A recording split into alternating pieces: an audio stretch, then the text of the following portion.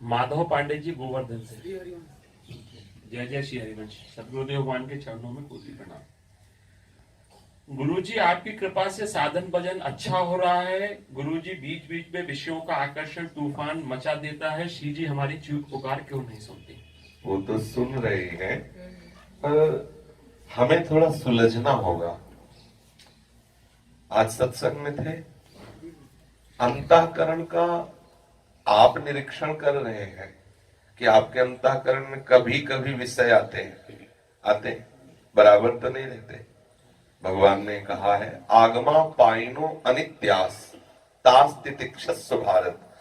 भगवान सामने खड़े हैं, पर ये नहीं कह रहे कि जाओ आज से मेरी कृपा से तुम्हारे अंदर काम क्रोध आएंगे ही नहीं। बहुत सुलझने का विषय है। स्वयं भगवान सामने खड़े हैं और अर्जुन को आदेश कर रहे हैं, मात्रा स्पर्शास्तु कौन्तेय शीतोष्ण सुख दुखदा।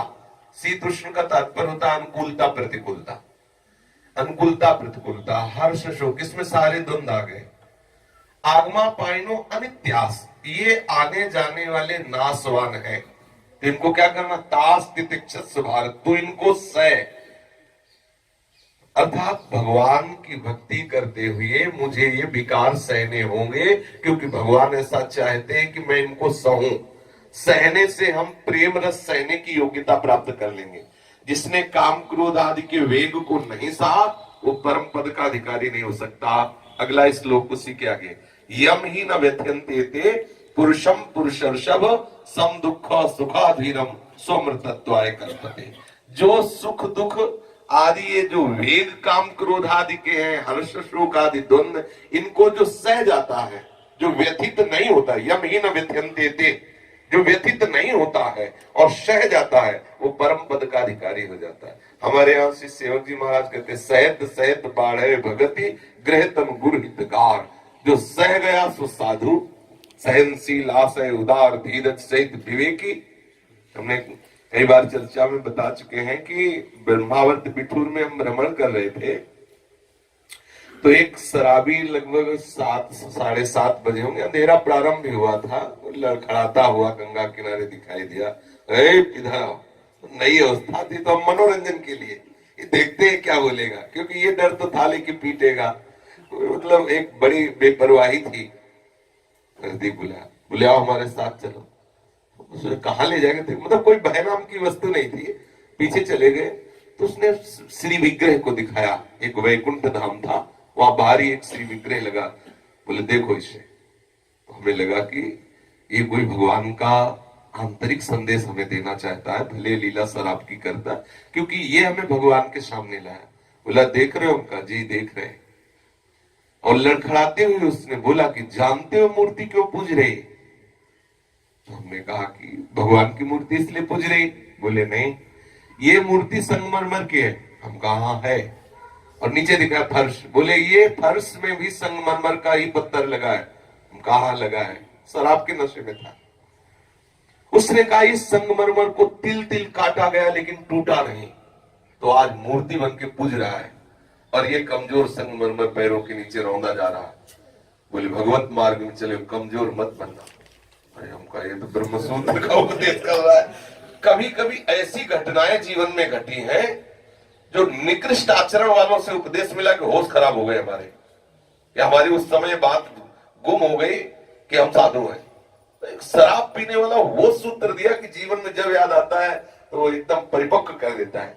एक दिन ये वृंदावन परिक्रमा लगा रहे थे, तो एक बाबा जी पीपल का वृक्ष था, उसमें खड़े लघुशंका कर रहे थे 4 बजे तड़के। दृष्टि गई तो आग लग गई। बाबा जी हो के पीपल के वृक्ष में लघुशंका करता है। नजदीक गए, बाबा जी ये पीपल का वृक्ष भगवान वासुदेव का स्वरूप, इस पे लघुशंका करते हो? वैसे ही उसी मुद्रा में जैसे लघुशंका कर रहे थे, उसी मुद्रा में हमारी तरफ देखे और बोले पीपल में वासुदेव देखते हो, मेरे में वासुदेव नहीं देखते। होश खराब हो गया। अरे होश खराब हो गए। मैंने उसी समय प्रणाम किया और कहा भगवान मैं जान नहीं पाया, वास्तविक गलती हो गई मेरे से कि पीपल में तो वासुदेव देख रहे हो। कभी कभी ऐसी भगवान उपदेश की लीला की है जहां बिल्कुल श्रद्धा। अब बोलो उस महात्मा पे क्या श्रद्धा हो जो वेशधारी भगवान का बाबा जी बना है और पीपल के वृक्ष पे लगो, लेकिन ऐसी जोर की बात कही कि हृदय निहाल हो गया, प्रणाम किया और उनका गलती हो गई हमसे। वो शराब पी था लेकिन उसने कहा एक एक तिल काटा गया लेकिन ये मूर्ति टूटी नहीं, तो आज पूज रही है। जो साधु विविध प्रकार के जो आवेश आते हैं, वेग आते हैं, व्यथाएं आती है, प्रतिकूलता आती है, इनको सह जाता है, वही महात्मा जगत पूजनीय हो जाता है, वही जगत पूजनीय होता है। तो हमें ये चाहिए कि काम क्रोध लोग आए तो घबराना नहीं है, हमें उनके अनुसार चेष्टा नहीं करनी, हमें सह जाना है। तो सहने से नष्ट हो जाते हैं, भोगने से तृष्णा और काम और बढ़ जाता है, और अगर हम सह गए तो धीरे धीरे शांत हो जाते हैं। जब काम वेदना आवे तो हमें सावधान होकर भजन में लगना चाहिए। हमें ये नहीं सोचना चाहिए कि श्री जी हमारी सहायता क्यों नहीं कर रहे, और ये बहुत दूर तक रहते हैं। जब तक भगवत प्राप्ति नहीं होती तब तक ये रहते ही है, चिंगारी रूप से बने रहते हैं। जहां इनको हवा और ईंधन मिला तो ज्वाला रूप हो जाते हैं। कोई ये न समझ ले कि अवस्था से इनका नाश होता है, भगवत प्राप्ति से नाश। भगवत प्राप्ति 10 वर्ष में हो जाए तो आप निष्काम हो गए। देखो 16 वर्ष की अवस्था के हैं भगवान सुखदेव जी, 16 वर्ष की अवस्था है, राजान बाहु कमल जैसे नेत्र है। जब जनक जी के यहाँ गए तो परीक्षार्थ 7 दिन तो दरवाजे पे ही खड़ा रखा, लेकिन कोई मुख मुद्रा में परिवर्तन नहीं।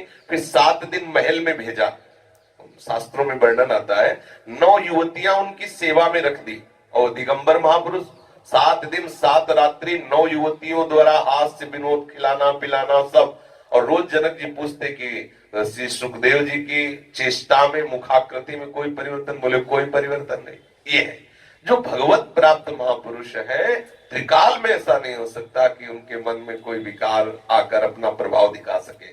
जहां अगर थोड़ी भी अभी जगह रह गई है जीवत्व की, तो फिर ये विकार थोड़े चिंगारी रूप में, चिंगारी में ताकत नहीं है, लेकिन उसको मसाला मिल जाए तो ज्वाला होने में देर नहीं लगती। तो जो अच्छे भजनानंदी साधक होते हैं वो भी डरते रहते हैं विषयों से, क्योंकि चिंगारी बनी रहती है। और जब भगवत प्राप्ति हो जाती है तो भगवान की सेवा कोई बचा नहीं, तो अब काहे से किससे डर, वही वास्तविक निर्भय पद को प्राप्त हो जाता है।